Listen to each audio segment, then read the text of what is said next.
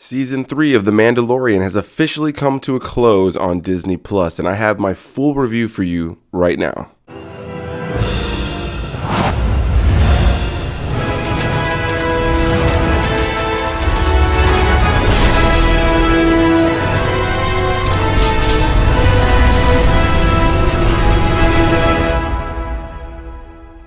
What's going on, everybody? Welcome back to another video, and in today's video we're going to be talking about Mandalorian Season 3, and I can't believe it's already over. It's insane to me that these weeks have passed by as quick as they have, so let's get into this. Jon Favreau and Dave Filoni come back with a star-studded cast of people like Pedro Pascal, Katie Sackhoff, Emily Swallow, Carl Weathers, Amy Sedaris, Omid Abtahi, Katie M. O'Brien, and many more, with a great score once again from Ludwig Göransson, this time as well with Joseph Shirley, and there's a lot to talk about. So if you guys have been watching the channel for a while, you'll know that last year I attended Star Wars Celebration in Anaheim, where I was present at the Mandalorian panel, where they showed us exclusive footage and they talked about the season, and I was absolutely hyped. And at the time they had showed us exclusive footage as well for Ahsoka long before they would end up dropping the trailer at Star Wars Celebration this year, which unfortunately I was not able to attend for monetary reasons. It was all the way over in London and I wasn't able to make it there. But yeah, I was super hyped last year when we saw that footage, and they were talking about season 3 of The Mandalorian, and here we are now with the season having just wrapped. And what I'm going to do here, similar to what I've done in my other series reviews recently, is I'm just going to talk a little bit about it at first with no spoilers, then I'll give you a spoiler warning, and we'll get into some of the deeper kind of spoiler talk stuff in the latter half of this video. So without further ado, let's get into my general thoughts on the season, and I'm happy to say I really enjoyed the season. I was really bummed to see a lot of negative discourse online about this season because a lot of people thought it wasn't as strong as previous seasons. Now, what I'll start off by saying is that I do agree with that to an extent. I do not think this is the strongest season of The Mandalorian, but it does have some of my favorite moments in the entire series without a doubt when it comes to visuals, action, and a lot of the story beats, specifically around the character of Bo-Katan, played by Katie Sackhoff. And so what I'll start this off by saying is, while I found this to be a really fun season, I do think this is a season that lacked a little development when it came to the characters of Din Djarin and Grogu, who are the main faces of this series. However, Bo-Katan is a legacy Mandalorian character, and when she was introduced in live action, played once again by Katie Sackhoff in season 2, I was absolutely excited to see her make the jump from animation to live action, and I was really excited to see where they were going to take her story, because the character of Bo-Katan is a character who has had a lot of tenure with Star Wars fans now, specifically in the Clone Wars and then later on in Star Wars Rebels. She's a main player in both of those shows, and her storyline with Mandalore, the Darksaber, and all the things that go on with her all were established in those two shows. So seeing her being able to continue that storyline here, played by the same actress in live action, for me is a dream come true. And it's stuff like that that I've really enjoyed about The Mandalorian. It's stuff like that that I've really enjoyed in general about a lot of the Star Wars shows modern day, as they've been able to tie into so many other things that have been pre-established, really giving the longtime fans a sense of fulfillment when you're watching and you know what's going on, you know all the characters, and you know all the connective tissue that the storytellers are putting there for us. So while this season may not be as heavily focused on Din and Grogu in the way that maybe we all wanted it to, as a longtime fan of Bo-Katan and a longtime fan of the other stories that have included her character and Mandalore, I was really invested episode to episode, and I really enjoyed the time that they gave to Katie Sackhoff. I thought she was fantastic in this season playing Bo-Katan once again, and I was really happy to see what they did with her character. With that said though, there were some story choices at times that weren't necessarily the greatest to me, and more than anything, what I could say when it comes to the negatives for the season for me would be that at times it just felt like the things that were happening were either being wrapped up a little bit conveniently, or maybe weren't as integral to the narrative, at least not as much as things were in the first two seasons. And one thing I also have to mention moving into season 3, and this is a spoiler for anything that's come out prior to season 3, not a spoiler for this season, but just for stuff that's come out before. At the very end of season 2, there was an epic cameo by Luke Skywalker, who came in to save the day, and most notably came to take Grogu to train him to be a Jedi. And this was an epic ending to that season finale, finale. I was something that I don't think a lot of people were really expecting to see, and I was really curious to see what they were going to do with season 3. I was actually really interested in seeing a storyline where we see Din going off on his own, missing Grogu, and how the two of them would come together again in the future. However, that is fairly quickly resolved in the Book of Boba Fett, a completely different show that a lot of people called The Mandalorian 2.5. And yeah, you know, in a lot of ways, I kind of agree. It was very much an extension of season 2, and while the show primarily focused on Boba Fett and his dealings on Tatooine, Din Djarin does show up in a couple of episodes, and specifically near the end of the show in the finale, and we do see him reunited with Grogu, and we get to see all the stuff with Luke played out on that show, which was a bit of a strange choice for me, because if anybody didn't watch the Book of Boba Fett, which of course they were hoping you did, you go straight into season 3 and you have Din and Grogu back together. They're in their N1 starfighter from Naboo, and you're probably wondering, well, how did this come to be? Anybody who will binge the series in the future, season 1, season 2, and season 3, they're going to be a little confused jumping from season 2 to season 3. So I do think that was a bit of a strange creative choice to have that resolved on a different show and then jump into this show without really explaining maybe what happened with Luke and all that stuff. So there were some strange creative choices when it came to some of the story details here. I won't lie. I think as a longtime Star Wars fan who's already kind of integrated into watching everything that Star Wars releases, reading and watching and listening to anything that Star Wars releases, I do recognize that this kind of stuff is made for me in that way, but for anybody who's just a casual viewer who just wants to watch The Mandalorian, I do think that was a strange choice to kind of set the season off on, and it just kind of maybe slightly undercuts the epicness of Luke's arrival at the very end of season 2. But nevertheless, I honestly really enjoyed this season, as I found it to be a very well shot season with fantastic performances, some awesome visuals in the CG department, as well as, again, as Star Wars usually does, a fantastic use of practical effects. The look and feel of the show is so tangible, and that's something I really enjoyed about modern day Star Wars, is that while it has incredible VFX and there's a lot of CG work in most of these projects, it's been pretty amazing to see the amount of costume design that goes into this, the amount of practical effects and practical locations that are utilized, practical monsters and creatures and robots and droids and all these different things that I'm just always really hyped to see. And I think that Lucasfilm has not really spared any dollar when it comes to the look and feel of the modern day Star Wars stuff. So this show is no different, as again we have fantastic costume design. The look, the feel, the vibe of the show is just really top notch, and without a doubt the visuals were one of my favorite thing in this season. And I think beyond that, I just really enjoyed myself. I found most episodes in this season to be a good fun time. Even if it was just a fun side adventure that didn't feel as integral to the narrative, I was still really engrossed in the world, and everything kind of helped to set up more of the lore and set up for the future of where Star Wars is going. And so I was a fan, and I can't really talk about things in depth without getting into spoilers now, so I'm going to go ahead and throw up that spoiler warning. So I hope you guys enjoyed the video. If you guys have not seen this season yet and you just wanted to hear my thoughts, I do recommend it. I think it was a great season. I really enjoyed the season. I think that there was a lot of fun to be had, and I think that you should definitely watch it. As a longtime Star Wars fan, I think there's a lot of greatness within the entirety of the season, even if I can't agree that maybe it's not my favorite season of The Mandalorian. With that said, let's get into the first episode of the season, chapter 17 of The Mandalorian, The Apostate. And the season ends up opening up, and we see that Paz Vizsla's son Ragnar is being inducted into the Mandalorians. He's being given his helmet, he's saying the creed, and amidst this, a big sea turtle creature monster busts out of the water, and Din and Grogu come to save the day. And because he removed his helmet in season 2, he's pretty much told, like he was in the Book of Boba Fett, that he's no longer a Mandalorian, he's now an apostate.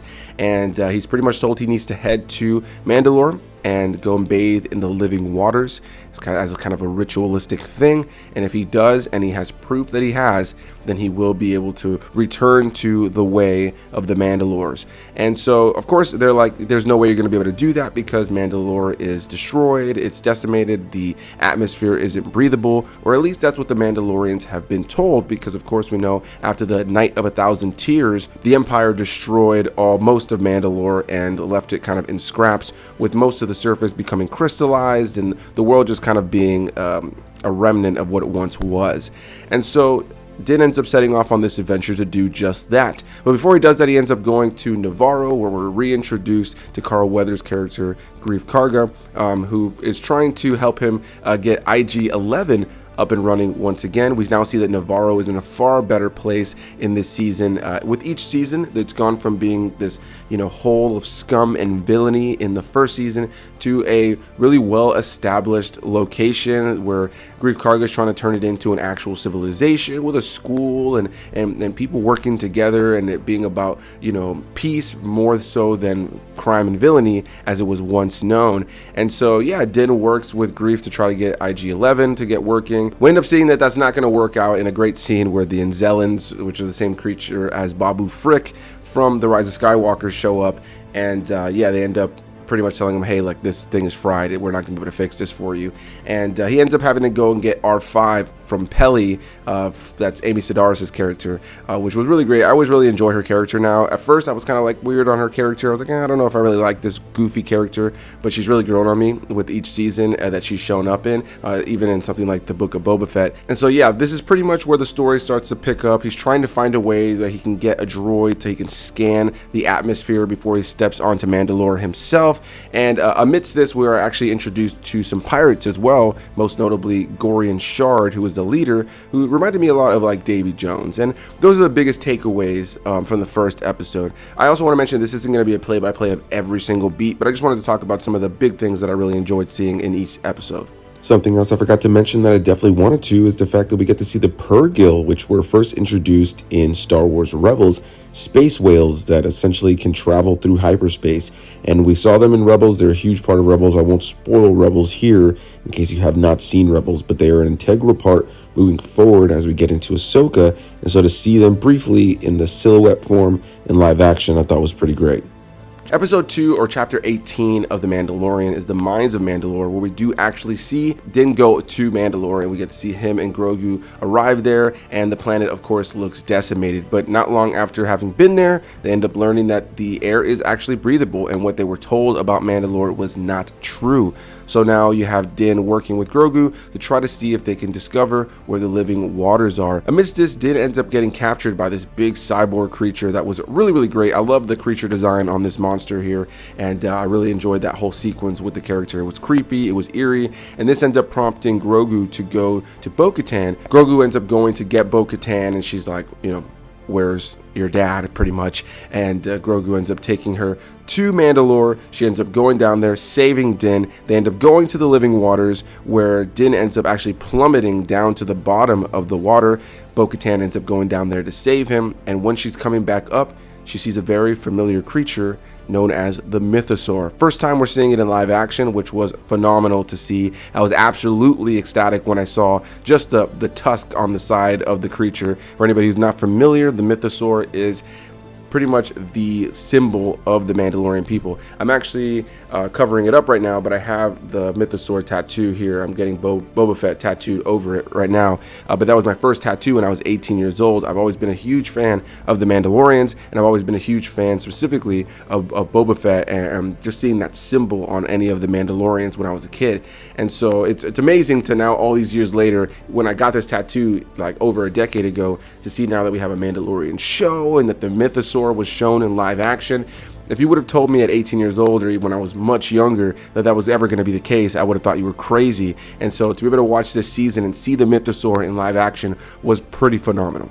And then unfortunately, things kind of come to a bit of a halt, but I guess an understandable halt, with the third episode, Chapter 19, The Convert, where we're now seeing Dr. Pershing as well as Elia Kane, two people who were working under Moff Gideon in the previous seasons, specifically Dr. Pershing being the one who was, kind of trying to get his hands on Grogu, specifically for cloning purposes. We see that they are now part of something called the Amnesty Program, where the New Republic is taking people who were once part of the Empire and kind of reintegrating them into society, and putting them through a program where they kind of have to live a specific way and will kind of start from the bottom and work for the New Republic in order to kind of make amends for what they've done before. And we see over the course of the episode that Elia Kane is trying to build a friendship that seems a little bit sketchy with Dr. Pershing, and this is pretty much an episode that sets up a lot of the cloning. We see that Dr. Pershing is still interested in doing cloning, which the New Republic does not allow, and Elia Kane is trying to push him to do just that.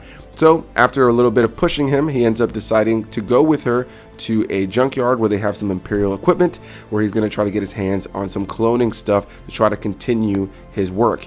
Amidst this, we end up finding out that Eli Kane actually was tricking him and was just trying to see if he would end up cracking and going to try to get this cloning material. And it's revealed later in the season that she's absolutely working with Moff Gideon, which you can tell. And this actress, I've seen her in other things like Black Lightning and even Ant-Man and the Wasp: Quantumania. I'm not really a huge fan of her. I don't really dislike her or anything, but there's something about the way that she delivers her lines that just feels very samey to me all the time, and I just never really feel super invested in her characters. But she also has this look, and she's kind of typecast for me now, where she's consistently just like a very snarky bad guy kind of character. So I just feel like I pretty much saw through her veil immediately, and there was nothing about her character that was really subtle in any way. But Dr. Pershing still falls for it, and this was a deviation from everything going on with Din and Bo-Katan and Grogu and Mandalore, and this was really something to set up cloning and how the Empire is still working with cloning. And I talked about that recently in my review for the Bad Batch, where it's clear that they're using the Bad Batch and Mandalorian and stuff like that to slowly start to show us how the Empire and the remnants of the Empire were using cloning as they move into the First Order, of course trying to set up the return of Palpatine and kind of explain that to us. So over the course of the last few seasons of The Mandalorian, we've seen some mentioning of cloning and some facilities that the Empire have that have cloning stuff going on there. And so yeah, this episode, The Convert, was very much setting that up, but it ends in an epic way where we see Bo-Katan and Din end up going to the rest of the Mandalorians, showing them proof that they actually were at the Living Waters. And now Bo-Katan and Din are reintegrated into the Mandalorian culture that this cult is all about, where they don't take their helmet off. And for anybody who's not familiar with the Mandalorians, most of them always used to just take their helmet off. Anybody who started watching this show would know that it's set up more as like an old way that ancient Mandalorians were like. But anybody who watched the Clone Wars or Rebels knows that most Mandalorians that were actually from Mandalore would take their helmet off normally. And this version of the Mandalorians we're seeing in this show are a little bit more of a cult, which is great because later on we end up seeing the armorer pretty much tell Bo-Katan to take her helmet off, and for her to be the one to unite the two different people, the Mandalorians that won't take their helmet off that are part of this cult, or the other tribe of Mandalorians that do take their helmet off and are a little bit more, I guess, modernized Mandalorians. Then we have episode 4, or chapter 20, that's known as The Foundling, directed by Carl Weathers, which is always nice to see him actually direct an episode as well. And this episode starts off and we're with the rest of the Mandalorians, and we see that Grogu is starting to get integrated into some of the training that some of the other foundlings and apprentices, people that are trying to become Mandalorians, or kids that are Mandalorians that already have their helmets, are trying to do. But since Grogu can't speak the creed, he can't wear a helmet yet. And even though that is the case, Din still wants Grogu to start kind of getting integrated in training with the other kids. So there's this little fun sequence with dart training where Grogu is not doing very well at first, but Din kind of gives him the push to kind of, show him what he's learned and what he can do. And he ends up kind of beating Ragnar, the son of Paz Vizsla, in this fun little cute dart scene. And the most notable part of this is a big bat creature ends up showing up, a big dragon bat creature, weird creature, I don't know what it's called, and I'm very curious, I should have looked it up.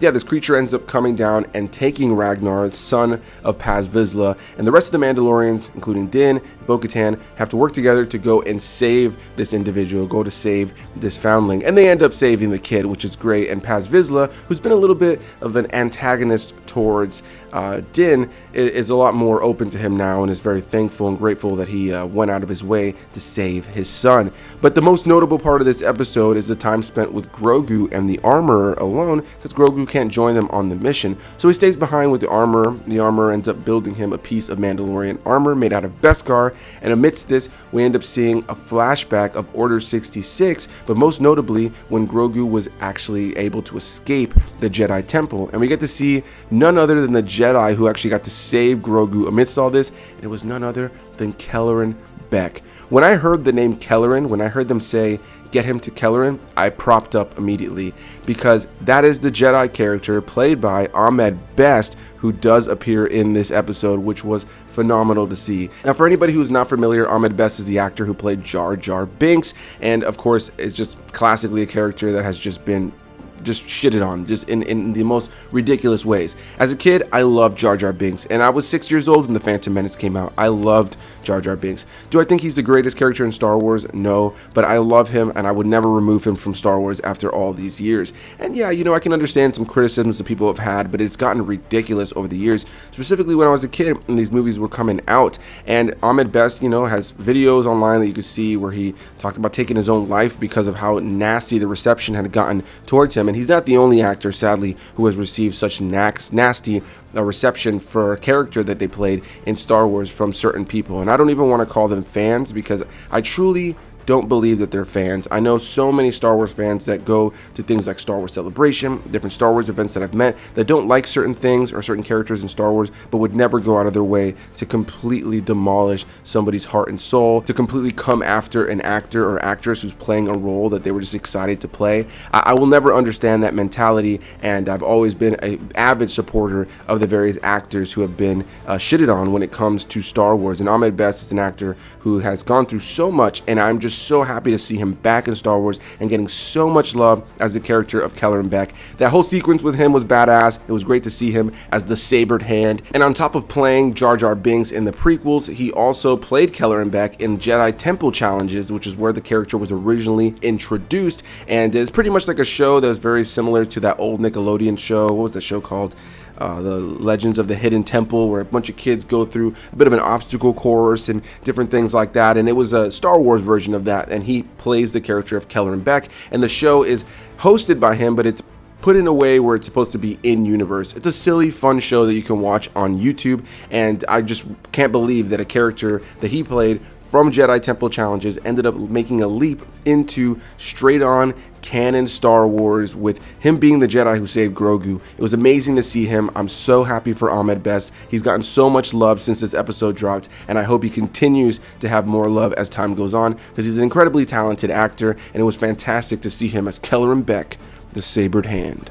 Moving on now to episode 5, chapter 21, or The Pirate. In this episode, Gorian Shard ends up coming back to Navarro after the events of the first episode, where Mando ended up, helping Greef Karga fight off the various pirates. Gorian Shard didn't like that all too much, so he ends up coming back to Navarro when there's no protection and starts destroying Navarro. This is when Greef Karga ends up sending out a hologram to Captain Carson Teva, played by Paul Sun-Hyung Lee, who was really nice to see him again, and he ends up saying, listen, we need help from the New Republic, please send somebody. But Navarro is not part of the New Republic, so the New Republic is not really all that excited about the idea, and they don't really think that they're actually going to send any troops. They don't really have the reinforcements to send anybody to the Outer Rim or any of the planets that are not part of the New Republic. And Carson Teva is not really pleased to see that from his own government. He's not really happy about that, so he ends up reaching out to Din Djarin to say, hey, listen, I know that Greef Karga is your friend. He's in danger. I'm not here to, mess your whole Mandalorian thing up, but your friend's in danger if you want to go save him. And so Din ends up rallying all the Mandalorians together, and when they go to Navarro and end up saving the day, whooping Gorian Shard's ass along with all the other pirates. Great action-filled episode. It was a lot of fun to see, that brings the Mandalorians all together. And at the very end of the episode, you end up having Greef Karga allowing the Mandalorians to stay on Navarro, giving them a piece of land, actually, that is called Bullock Canyon, which was awesome to see, because they called it Bullock Canyon because the original actor who played Boba Fett was Jeremy Bullock, who I actually have met a number of times at things like Star Wars Weekend, as well as Star Wars Celebration. He has it now since passed, unfortunately, but he was a fantastic part of the fandom and somebody who absolutely loved being a part of the franchise, and I love that they honored him further in this franchise by naming the area that the Mandalorians could be in Navarro as Bullock Canyon. But the most notable thing outside of the badass Mandalorian action and stuff in this episode is the quick brief cameo of Zeb, played by the same voice actor who played him in Rebels. It was fantastic to see Zeb in live action. For anybody who's not familiar with the character of Zeb, he is one of the main characters of Star Wars Rebels, and this is just one of the various things that was in the season that was a sprinkling towards the future of what Star Wars is going to be, with Ahsoka coming down the line very soon, which is going to be a sequel to Star Wars Rebels, following up that story with all of those main characters from that show appearing in live action for the very first time. Zeb makes the briefest cameo that, for any casual Star Wars fan who's not really familiar with the animated stuff, it would just go right over your head. But For me and anybody else who watched Star Wars Rebels, seeing him in live action after all these years after Rebels was fantastic. I was absolutely just jaw dropped to see him in live action with how good he looked, to hear his voice. It's a brief moment, and it's put in there in a way that if you haven't seen Rebels, you're not going to be lost. He's just supposed to be a brief cameo for longtime fans, but boy oh boy, was I absolutely thrilled to see Zeb in this episode. And now let's move on to episode 6, chapter 22, known as Guns for Hire, which unfortunately is not only my least favorite episode in this season, but also my least favorite episode in the series. I've talked about it here on the channel many times before, but I'm not a huge fan of having super popular faces in Star Wars. Of course, at this point, some of the most iconic actors have been a part of Star Wars, and there are tons of other actors that are very popular that still get roles in Star Wars today. But every here and there, I do feel weird about it at first. When I heard that Forrest Whitaker was going to be Saw Gerrera, a character from the Clone Wars and Rogue One, I was not really excited about it. But after he's reappeared in things like Andor or Jedi Fallen Order or even things like Star Wars Rebels, I've been a little bit more okay with the idea of having Saw Gerrera as Forrest Whitaker. It's something that I've just kind of bought into now. I really enjoyed seeing Stellan Skarsgård as Luthen in Andor because he gave a phenomenal performance. But more often than not, if I can have an actor come into Star Wars and be not as well known, I prefer that, or have them be helmeted like Carrie Ann Russell in The Rise of Skywalker, where you don't see her face nearly as much. Of course, there's tons of popular actors across Star Wars, but more often than not, they weren't like the biggest names in the world just yet when they were in it. So to see people like Jack Black, Lizzo, and Christopher Lloyd in this episode of The Mandalorian, honestly, it was just distracting to me. I love Jack Black. I have nothing against Lizzo. Her music really isn't my vibe. You know, I got respect for her as an artist. You know, I don't have any issue with her, but I just didn't really love seeing these actors in this episode, and it was very distracting for me. I just saw Jack Black and praised him out the wahoo in Mario, the Mario movie, and so many other things that I've seen Jack Black in. I mean, he's one of my favorite actors because he's so comedic, he's fun. I love Tenacious D. I love Jack Black 110%. But seeing him in Star Wars just honestly took me out of it. He's a little bit too goofy, and he just didn't fit the tone and the world of Star Wars for me, and it just felt like very much like Jack Black in Star Wars. And with Lizzo, she's not really an actress, and I really felt that. I just didn't really feel like her moments and her line delivery was all that great, and it continually took me out of it. Now, the better actor of the three is Christopher Lloyd, who's a fantastically tenured actor who's given really great dramatic performances. But again, it's one of these things where these three are so popular that it just took me out of the episode, and I was consistently just taken out by how goofy their appearance in the episode was.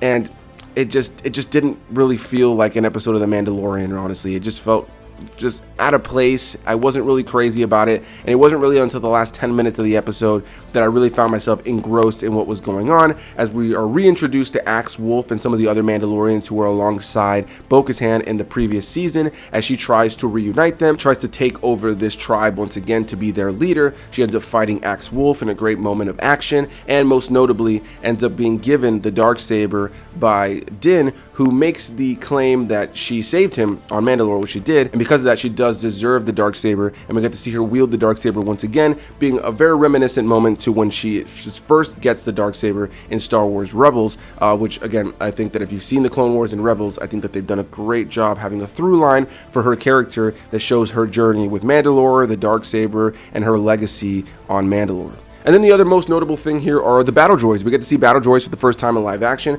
learning that this planet where Jack Black and Lizzo are leading is pretty much a planet where nobody works. Everybody just kind of lives in recreation, and they use droids to pretty much do everything for them. And the way that Din and Bo-Katan are able to help in this episode is that some of the droids end up going rogue, and we end up finding out that it was a virus that was put into them that was making some of these droids go rogue, and it turns out to be Christopher Lloyd's character. And unfortunately, none of this really matters all that much because it just doesn't really have an integral part to the story. It just felt like a really random side quest with some cameos that honestly just took me out of it, and I just was not crazy about.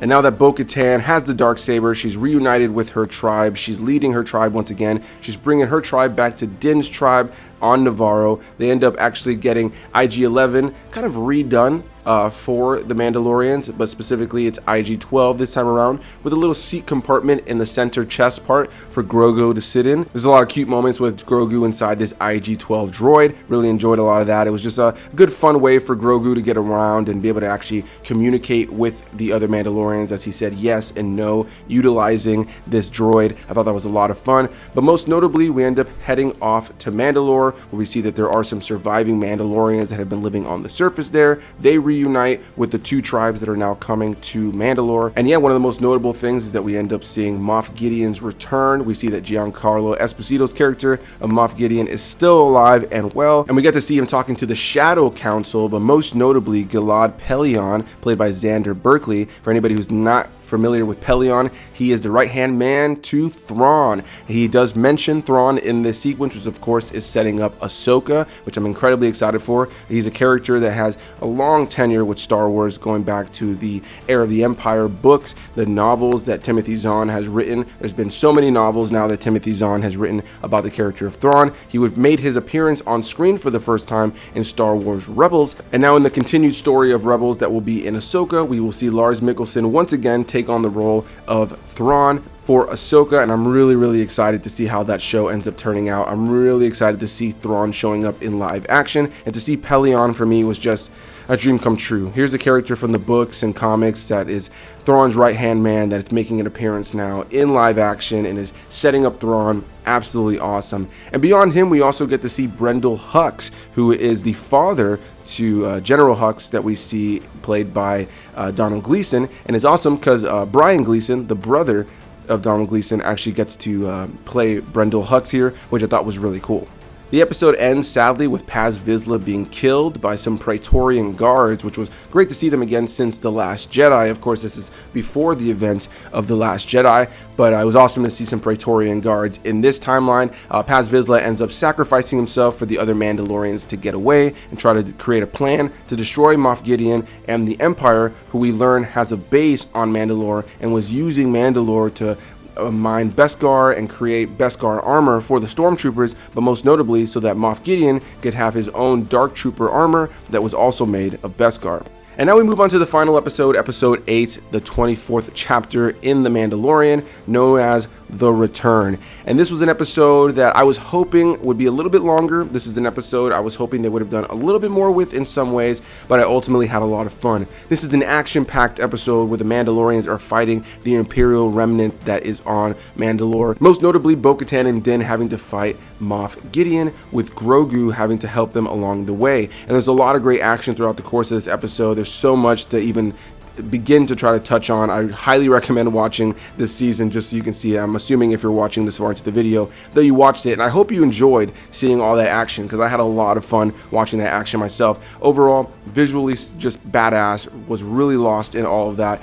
Some of the craziest big moments that happened there for sure. We learned that Gideon has clones, which were all destroyed by Din. We find out that Gideon was trying to use some of these clones to infuse his self with the Force, which obviously he was not successful at. I'm very curious to see if Gideon's actually dead. We see him engulfed by flames at a certain point. I'm assuming he's dead, but part of me feels like maybe he's not dead. And what I'll say on the case of Gideon is I feel like they brought Gideon in a little too late into the season. He was a big threat of the season 1 and season 2, and while he does still have that menacing presence in the last episode and in this episode, the final episode, I do feel in a lot of ways that he was wildly underutilized in this season, and I think they could have done a lot more with his character. And it does feel like he was defeated rather quickly in comparison to what I expected. But the show ends up wrapping up with the Mandalorians taking over Mandalore once again. We see them ignite the Great Forge. We see that all the Mandalorians are together. They're excited. Bo-Katan is leading the way. We see that Din chooses to adopt Grogu as his own son so that he can officially be a Mandalorian, in a great sequence next to the living waters. We do get a brief look at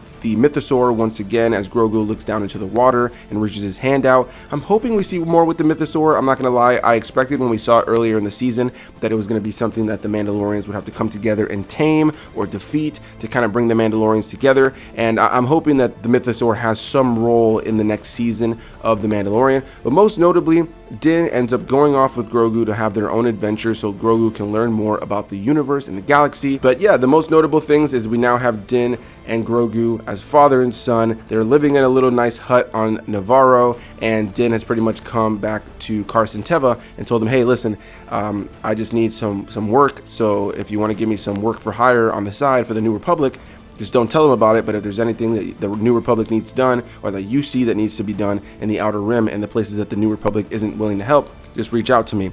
And so that is pretty much how the season wrapped up. And to wrap up my thoughts overall, obviously I talked a lot here. I really thoroughly enjoyed the season. I had a lot of fun with it. I thought it was visually awesome, a lot of great action, some great moments that really build off previous Star Wars stories and the story of Din and Grogu and Bo-Katan. I was really excited to see what they did with Mandalorian. Overall, I'm excited to see what they do moving forward. Obviously, I've already talked about the things I didn't enjoy. It wasn't a perfect season. There were some things that felt a little bit rushed or some things that could have been expanded upon. I think some of the episodes could have been a little bit longer, but overall, I really thoroughly enjoyed myself. I had a lot of fun with it, and I'm not going to waste any more of your guys' time. So please hit that like button, comment your thoughts down below, subscribe for more videos, and I'm definitely curious to hear what you guys have to say about Season 3 of The Mandalorian, and what are you looking forward to moving forward with things like Ahsoka and maybe even Season 4 of The Mandalorian. All right, I'll see you guys in the next one. Bye-bye.